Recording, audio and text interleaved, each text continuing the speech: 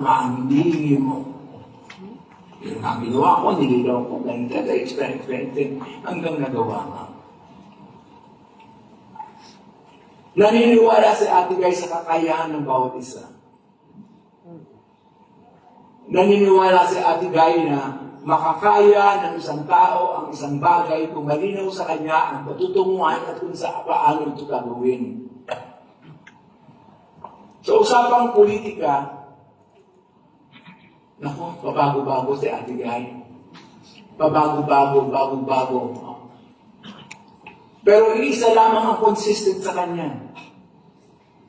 Ang katumpakan ng pagmamahal sa mga nasa laylayan ng lipunan. Ang katumpakan ng pagmamahal at pag-aalala sa mga nasa laylayan ng lipunan. Pag mayroon akong pelikulang gagawin at sasabihin ko sa kanya, sasabihin niya muna sa akin, ano ba ang gusto nating sabihin sa pelikulang yan? Ano ba ang gusto nating linawin para sa manood sa pelikulang yan? Sasabihin niya, ako bilang artista pelikulang yan, ako ang magiging instrumento ng paglilinaw ng nais nating sabihin at iparating sa mga manonood. Lahat ng pelikulang ginawa ko ay may gustong sabihin na siya ang nagsasabi bilang actress sa manonood. Nililinaw niya ang politika ng pelikula. Ang politikang nakaugnay sa kagandahan at kabutihan ng masang Pilipino. Yun ang politika ni Ate Guy.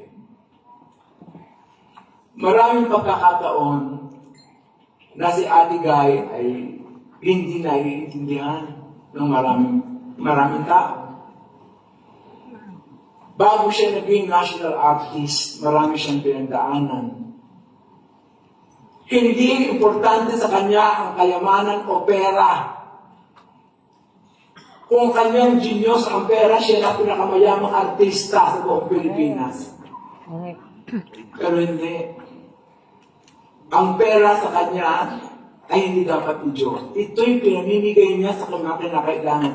Witness ako, gusto ko, ilang libong preso ako pinapila niya, binigyan ng pera at nagalit sa akin ng warden. Direk, baka tumakas sa mga yan. Pinurang tama na yun, baka tumakas. Sinabihan ko si Daddy Sir, nataka. Wala man tumakas.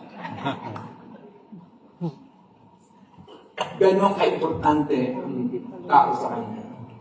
Sa mga crew, pagkatapos ng isang shooting, may pera, may parapol, may party after the shoot. Si Ate Guy ang nag-organize noon. May parapol. At ang mga premyo, magaganda. Washing machine.